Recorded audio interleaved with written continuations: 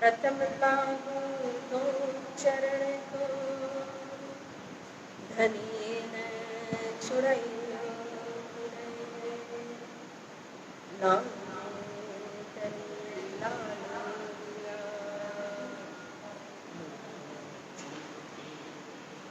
यही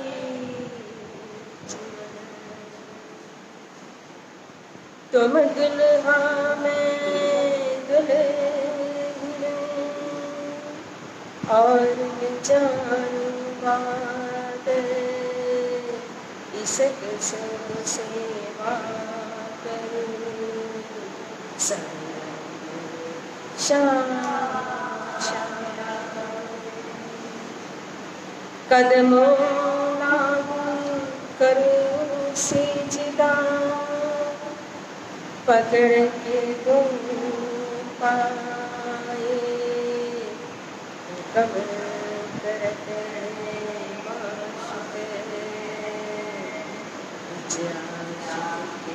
दिले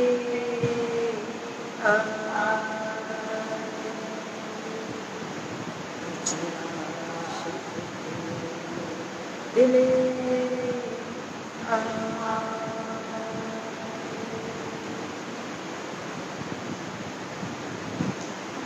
राम धनी अक्षराती श्री राज श्यामा जी श्री कृष्ण प्रणामी मंदिर शक्ति नगर दिल्ली। ये परमहंस महाराज की पवित्र गादी श्री चरणदास महाराज जी की और हर महीने को तीसरे संडे या गोष्ठी होती है। सुंदर साथ बड़े भाव से प्रेम से सेवा भी देते हैं।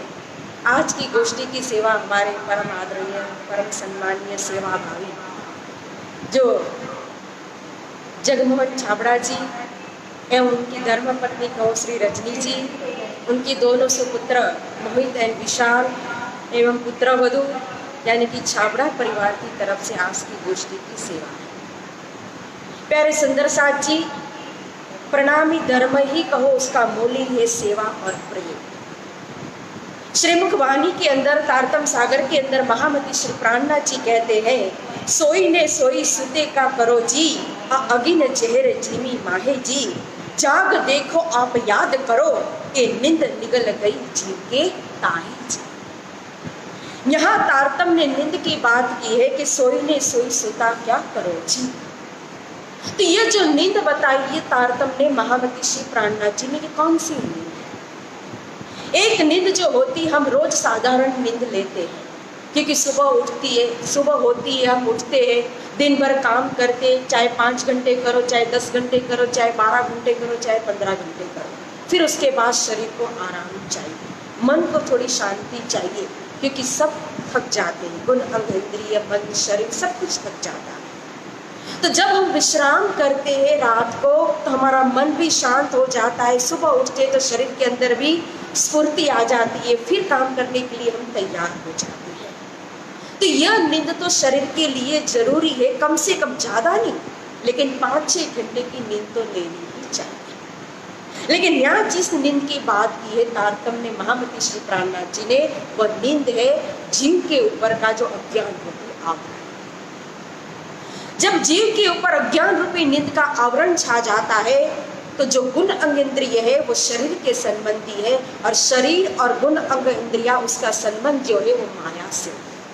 तो जब जीव अज्ञान के अंदर नींद के अंदर जब सोता है तो फिर जैसे कि हमने अपनी बड़ी कोठी बनाई, चाहे महल बनाया, चाहे मकान बनाया, और मालिक जो है सभी दरवाजा खुला रख करके आराम से सो जाए तो चोर आकर के चोरी करके चले जाएंगे, लुट जाएंगे, उसमें उसका कोई दोष नहीं है, दोष किसका है?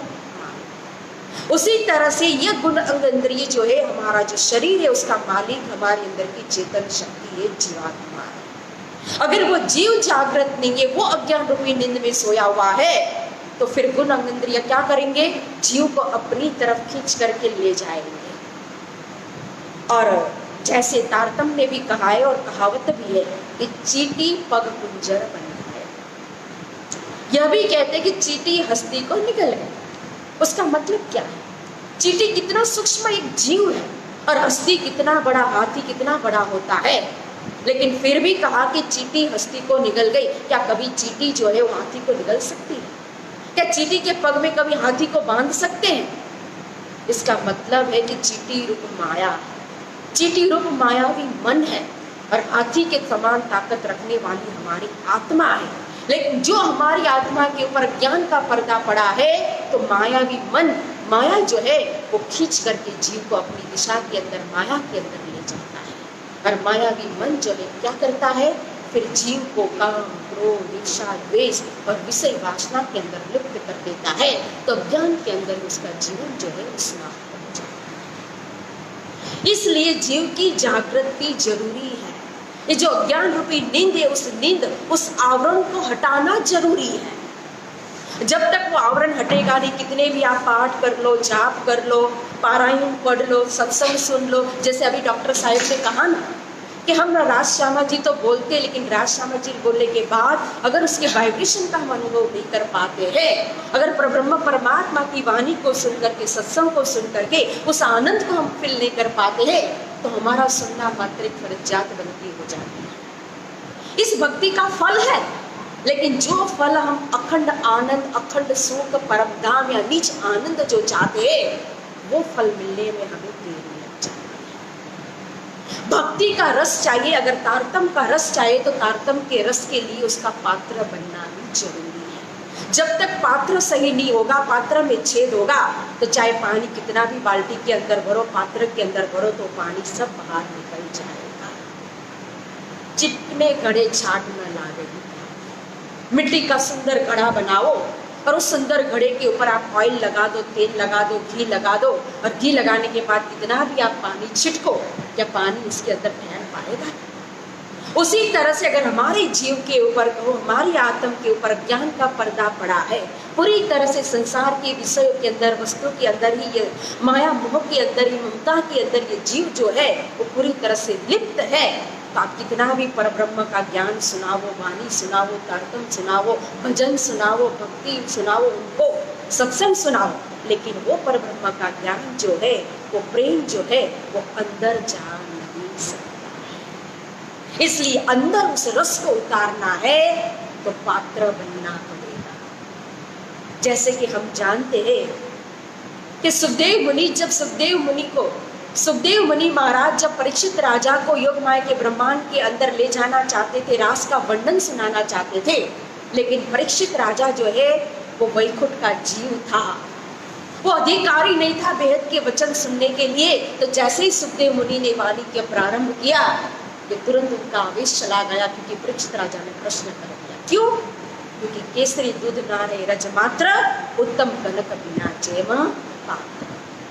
केसरी जो सिंहण होती है, दूध तो सिंहण को ही होता है, तो जो सिंहण होती है, उस सिंहण का दूध जो है उत्तम कनक यानी कि सोने के पात्र के बिना उसको रख नहीं सकते। अगर रखा अन्य पात्र में, उस पात्र को छेद करके जमीन को भी फाड़ करके वो अंदर चला जाए, उसको उत्तम पात्र चाहिए। तो इसी तरह से यह ब्रह्मवाणी जो है, यह तारतम वाणी जो, यह डार जार वाणी, ये मीठी रसना श्यामा जी की जो रस पिलावत न बता। ये श्यामा जी मेरे मीठे बोले साथ जी, हुआ तुम्हारा काम, प्रेम में मगन हो ये खुला दरवाजा था। ये श्यामा जी की जुबान है, ये आनंद स्वरूप से स्वयं कहो उनकी जुबान से यह वाणी प्रकट हुई है, तो ये वाणी हमें आनंद देती है। अगर आनंद नहीं आता तो मतलब हमारा पात्र अभी सही नहीं है, पात्र के अंदर छेद है। और भक्ति रूपी रस, तारतम रूपी रस को ठहराने के लिए अगर पात्र बनना है तो उसके लिए विनम्रता चाहिए, उसके लिए विवेक चाहिए, क्योंकि अगर विनम्रता नहीं होगी तो फिर मैं खुद ही आएगी, अगर मैं खुद ही आएगी, अहंकार आएगा तो क्रोध आएगा, और क्रोध आएगा तो विनय और विवेक दोनों हमारे अंदर रहते हैं। इसीलिए प्यारे सुंदर साथी देखो, पूरा खेल दिखाने के बाद जब हमें परमधाम के अंदर प्रवेश कराना था महामनी श्री प्राणनाथ जी को, तो परिक्रमा ग्रंथ का अवतरण करना था, 25 पक्ष परमधाम का वर्णन करना था, रंगमल के अपने अंदर की लीला का वर्णन करना था, भोज को सर तलाव जमुना जी पाट घाट का वर्णन करना था। तो उसके पहले खिलवत ग्रंथ रख दिया, और खिलवत ग्रंथ के अंदर क्या किया, हमारी कौल फैल हाल हमें बता दिया कि किस तरह से बोलना चाहिए, किस तरह से चलना चाहिए और किस तरह से हमें रहना चाहिए। खिलवत ने पहले ही सबसे पहले ऐसा खेल दिखाया कि मांग लिया है हम, अब अर्ज कैसे करूं कहोगे मांगा तुम। अर्जी करने के बाद दूसरे प्रकरण से क्या किया, श्री मोहम्मद का ये मोमिनो सुनो मेरे वतनी यार, कसम करावे कुर्बानियां आओ बे मारे की लार। अगर इस मार्ग पर प्रवेश करना है, चलना है, बेहद के मार्ग पर परमधाम 25 पक्ष को प्राप्त करना है, धनी के चरण में जागृत होना है, तो हे सुंदर साची कुर्बानी चाहिए मुझे, कुर्बानी मोहम्मद जी कहते हैं। और वो कुर्बानी किसकी है, धन की कुर्बानी नहीं है, संसार की कुर्बानी नहीं है, शरीर की कुर्बानी नहीं है, वस्तुओं की कुर्बानी नहीं है, मिठाइयों की कुर्बानी नहीं है। वो कुर्बानी चाहिए तो कि मैं की कुर्बानी चाहिए, अहंकार की कुर्बानी चाहिए, अभिमान की कुर्बानी चाहिए। कि क्या संसार में हम जो कुछ भी करते तो नाम के लिए, यश के लिए, कीर्ति के लिए करते, जब छिपके साहेब की जी याद कहाँ है। धनी कहते अपनी मैं खुदी को मिटा दो, तभी आप परिक्रमा में प्रवेश कर सकते हो, कभी आप सागर के अंदर डूब सकते हो, और तभी आप श्रृंगार के अंदर, स्वरूप के अंदर प्रवेश कर सकते हो, डूब सकते हो, और तभी वो पात्र के अंदर वो रस जो है, तारतम का रस, परम धाम का रस, 25 पक्ष का रस जो है वो अंदर स्थिर रहेगा। क्योंकि ये मन जो है अगर माया के अंदर चलेगा, मन क्या है, मन का विषय क्या है, आँख का कर्म है, आँख का धर्म है देखना, कान का धर्म है सुनना, तो मन का धर्म है विचार करना, संकल्प करना, ग्रहण करना ना। तो मन तो जो देखेगा, जो सुनेगा वो ग्रहण कर लेगा। अगर हम जीव जागृत हो करके अपने गुण इंद्रिय को, अपने अंतस्करण को, अपने मन को वो रस नहीं पिलाएगा, रस नहीं देगा, वो मात्र माया को ही ग्रहण।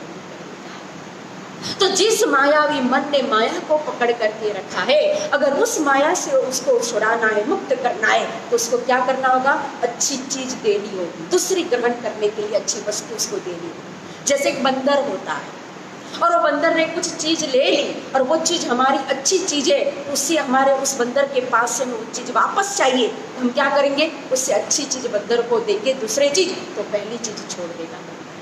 तो उसी तरह से इस मन रूपी बंदर ने जिस चीज को पकड़ा है, जिस अवगुणों को पकड़ा है, अगर उस अवगुणों को छुड़ाना है तो उसको हमें क्या करना होगा, अच्छे गुण देगा। अगर अच्छे गुण हम मन को देंगे तो अपने आप कहना नहीं पड़ेगा। अगर हम कितना भी चिल्लाए, जीवन भर चिल्लाए, जीवन भर सुने, जीवन भर पढ़े कि माया छोड़ दो, गुणों को छोड़ दो, क्रोध को छोड़ दो, लोभ को छोड़ दो, कोई छूटेगा नहीं। लेकिन जब मन को अच्छी चीज मिलेगी तो वो अपने आप छूट जाएगा। इसलिए हमें मन को अच्छी चीज देनी होगी जो अच्छा ग्रहण करेगा। नहीं तो इस संसार के अंदर हम क्या करेंगे, मकड़ी जो होती है ना, मकड़ी की तरह जाली गुथते रहेंगे। एक मकड़ी का दृष्टांत देकर के महामती जी कहते हैं कि मकड़ी एक अपना धर्म निभाती है, जाली गुथती है, और जाली गुथते गुथते गुथते उसी जाली के अंदर कहो वो उलझ जाती है, फंस जाती है, और वहीं उसके अंदर वो मर जाती है, उसमें से बाहर निकल। उसी तरह से इंसान जो है, मनुष्य जो है, संसार के अंदर मकड़ी की तरह जाल गुथता है। पहले वो अकेला होता है, 2 पाँव होते हैं, फिर जोड़ी बनती है, 4 पाँव बनती है, फिर बच्चा आता है, 6 पाँव बनते हैं, फिर और बच्चा आता है, 8 पाँव बन जाता है, और 8 पाँव किसके होते हैं, मकड़ी के ही तो होते हैं। तो इसी तरह से अपने परिवार का वो विस्तार करते हैं। मैं ऐसा नहीं कहती, गलत मत समझना कि शादी करना बुरा है, कि संसार में रहना या कहो तो संसारी जीवन निभाना बुरा है, नहीं। सब कुछ परमात्मा ने दिया है, संसार भी परमात्मा ने बनाया, तो परमात्मा ने दी हुई चीज कभी कोई बुरी नहीं होती है। लेकिन हम इस तरह से उसको लेते, ग्रहण करते और किस तरह से उसको निभाते, जीते, वो हमारे ऊपर डिपेंड करता है। संसार में रहना बुरा नहीं है, लेकिन पूरी तरह से उससे ही कामनाओं को, संसार को अपने मन के अंदर रखना, वो बाकी साधु से भी कहो, अगर संसारी भक्ति करेगा तो साधु से भी जल्दी वो आगे प्रमोशन लेगा और जल्दी उसको भक्ति का फल मिलेगा। क्यों, संसार की जिम्मेदारी निभाते हुए भी वो अपना सुख काटता। साधु को तो 1.25 शेर सुख काटना पड़ेगा, संसार को तो शेर भर सुख काटेगा ना, तो भी वो परमधाम की सीढ़ी चढ़ सकता है। लेकिन सिर्फ कहा ना, अगर नजर बदली तो नजारे बदल जाएंगे, अगर नजर बदली तो नजारे बदल जाएंगे, अगर किस्ती ने रुख बदला तो किनारे बदल जाएंगे। हमारी दृष्टि मात्र संसार के अंदर सीमित है तो हमारे सामने यमपुरी का घाट आएगा, स्वर्ग का घाट आएगा, मृत्यु लोक का घाट आएगा। हम जन्म मरण के चक्कर में वारंवार चलते रहेंगे। तभी महामती कहते हैं, जब लो होसी महाप्रलय तबले रहसी ये अंधेर जी, ता कारण पीऊ जी करे पुकार, तुम जिन छोड़ो बिन अंधेरे जीता है। जब तक कहो हमारे अंदर ज्ञान रूपी अंधकार रहेगा, तब तक हम इस संसार से मोक्ष प्राप्त नहीं कर सकते, कर्म रूपी बंधन से छूट नहीं सकते। आज एक बड़ी हवेली होती है, एक कोठी होती है, उसके अंदर 50 कमरे होते हैं। एक कमरे में से दूसरे कमरे में जा सकते हैं, दूसरे में से तीसरे में, तीसरे में से चौथे में, चौथे में से पांचवे में, लेकिन उसको बाहर निकलने का और अंदर जाने का मूल गेट, एंट्री गेट एक ही होता है। उसी तरह से 84 लाख योनियां दी है, लेकिन इस योनि से मुक्त होने के लिए एक ही दरवाजा हमारे पास, वो है मनुष्य रूपी दरवाजा, ये मनुष्य तन रूपी दरवाजा। और इस तन में आकर के अगर हम भक्ति के मार्ग पर नहीं चल सके, भक्ति का पात्र नहीं बन सके, रस नहीं पी सके, तारतम को ग्रहण नहीं कर सके, और तारतम के द्वारा अगर अखंड सुख सच्चिदानंद निज आनंद को प्राप्त नहीं कर सके, तो फिर उसी तरह से एक कमरे में से दूसरे कमरे में ही, एक योनि में से दूसरी योनि में ही फिरते हैं। इसीलिए कहा जबलो होसी महाप्रलय, जब तक महाप्रलय नहीं होगा, क्योंकि प्रलय 4 प्रकार के हैं, नित्य, नैमित्तिक, प्राकृतिक और महाप्रलय। तो महाप्रलय के अंदर ये सारी सृष्टि लय हो जाती है, और जब सारी सृष्टि लय होगी, उसका समय तो कितना लंबा है, तो तब तक हम ये जन्म मरण, एक दो दूसरी योनि में घूमना फिरना, दुख सुख काटना, भोगना, ये सब चलता ही रहेगा। तो व्यष्टिगत प्रलय है, लेकिन हमें व्यष्टिगत प्रलय के इंतजार करने की जरूरत नहीं है, हमें तारतम्य के द्वारा समष्टि प्रलय करना है, मतलब कि अपना प्रलय करना पड़ेगा, अपने को आवागमन में से मुक्त होना पड़ेगा।